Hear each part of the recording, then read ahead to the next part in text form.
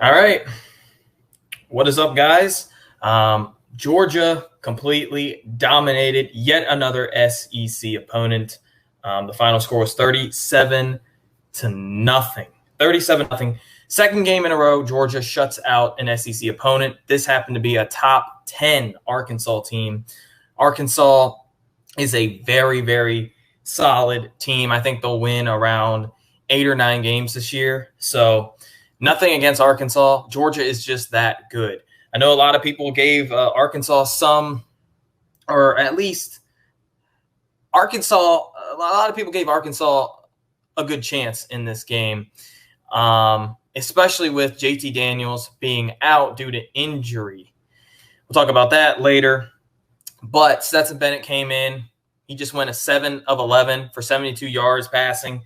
Didn't really need him to do much. I believe he had a couple of rushes. He had 3 carries for 16 yards, did not get sacked. Threw one terrible pass that should have been intercepted. It wasn't. It was dropped. And Arkansas had 13 penalties in this game. 13. All 13 of these penalties came in the first 3 quarters. The fourth quarter, Arkansas, the game was just already out of reach. And unfortunately for Arkansas, it just didn't go their way at all today. Starting it off in the game, Georgia started the ball at the 25, marched down the field easily. I believe Georgia threw the ball 3 times, rushed it 6 times on that first drive. Offensive line completely dominated the front, especially in those first couple of drives, and in fact, the entire game. But in that first drive, the offensive line looked really, really good. I believe, yes, it was our boy Zeus who was able to carry the ball in to the end zone for like a 3-yard touchdown. And then Georgia got a 3-and-out. Arkansas went 3 plays and minus 10 yards to start out the game. And this game was just over right from the get-go, unfortunately, if you're an Arkansas fan. Georgia was running it down Arkansas's throat, something I actually didn't expect. Arkansas had one of the better rush defenses in the country. I believe they were top 15, averaging around 120 yards rushing allowed per game. That's pretty good. Georgia came in. Georgia was around, I think, 60th in the country in total rush offense, and they ran the ball for 56 times for over 270 yards and got 3 touchdowns. That's 4.9 yards per carry. Georgia, I know a lot of fans were saying Georgia cannot run the ball, but Georgia just came in and flat out stomped Arkansas's front 3. And Arkansas runs that 3-3-5 defense. Their defense coming into this game was, I think they were around top 10 in total yards allowed per game. Georgia wasn't able to do much through the air because of how well that rush offense was, and they completely dominated Arkansas on that line of scrimmage on both sides of the ball. Georgia's front 7, insane. We'll talk about that in a second. But to finish it off with this offense, as you can see with this ticker right down below, James Cook had 12 carries, 87 yards. Kendall Milton had 12 carries for about 48 yards and a touchdown. Zeus, he had 3 total touchdowns in this game, which was very exciting. But he had 16 carries, 68 yards, 2 touchdowns rushing, and then 1 recovery. And then even our boy Kenny McIntosh had 10 carries for 57 yards. Most of his carries came late in the second half. But yeah, Georgia was able to run the ball. Offense played pretty well. You can't start any better than what Georgia did in the first quarter.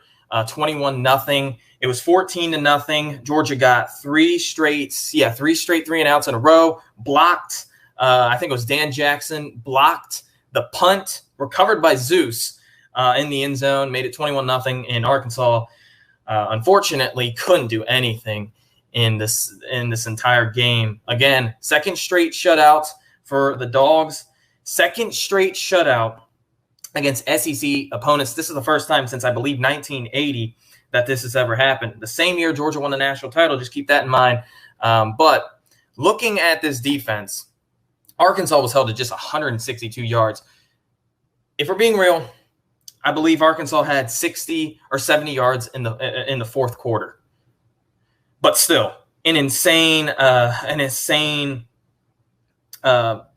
start from the defense in an insane game throughout the entire game. KJ Jefferson just went 8 of 13 for, I think, 65 yards. Didn't throw an interception. Arkansas only had one turnover, and that came on the blocked punt. They just could not move the ball because of how bad their offensive line was playing. Fortunately for UGA, it was because of that front seven. Georgia's front seven was insane yet again. Sam Pittman, one of the best, if not the best, offensive line coaches in the country. He was upset through the entire game. I believe they had 5 false start penalties, 5. 4 of them coming in the first half. And that's just not how you're going to get it done if you're trying to upset the number 2 team in the country, especially on the road. And shout out to the crowd. The crowd was bumping in this game. Probably one of the, if we're being real here, one of the loudest crowds of the season. But looking how they ran the ball, this was one of the best rushing teams in the country coming into this game. They had 29 carries for 75 yards. 75 yards. And in the first half, they were held to, I think, 17 or 18 carries for like 38 yards. So, like I said last week, Arkansas was going to have to play really, really well on the offensive line and hold Georgia. I expected JT Daniels to play, obviously, but hold Georgia to about 21 to 24 points if they were going to have a shot in this game. And unfortunately for them, their offense just could never get going. This is how good Georgia's defense is, especially Jordan Davis, Devontae Wyatt, Jalen Carter.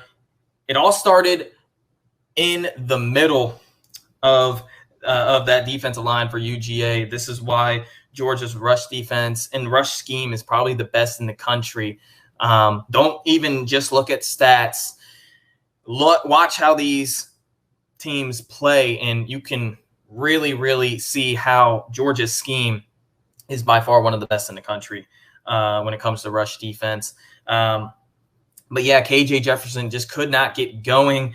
Believe it or not, he had 8 carries for just 5 yards. You got to account for all the sacks that he had. I think he had 4. I think he got sacked 4 times, I believe. Adam Anderson had 1. Nakobe Dean had 2 sacks, unless they gave the sack to Wyatt. He may have had just 1.5 sacks, but still, Georgia's pass rush, another great game. Like I said, Georgia's defense, insane. You can't really say anything bad about this defense at all. Keely Ringo got to start at cornerback number 2, which was cool to see. He played pretty well. I think he gave up his first reception of the year, but that was for like a 6-yard gain, so I'm not too upset about that. But still, a total for Arkansas passing-wise, they went, I think, 10 of 16, yet for 87 yards. That's with 2 quarterbacks. Second QB, Hornsby, came in the fourth quarter when the game was already out of reach. What else is there to say on this game other than Georgia dominated this game from start to finish? This game was never close. Georgia owned time of possession as well, had 37 minutes, had the ball for 37 minutes on offense. Arkansas had it for 23. Jack Pod went 3 for 3, kicking the field goals. And yeah, Georgia completely dominated Arkansas on the at the line of scrimmage, both offensive line and defensive line, and Arkansas could not get anything going. Georgia wins 37-0.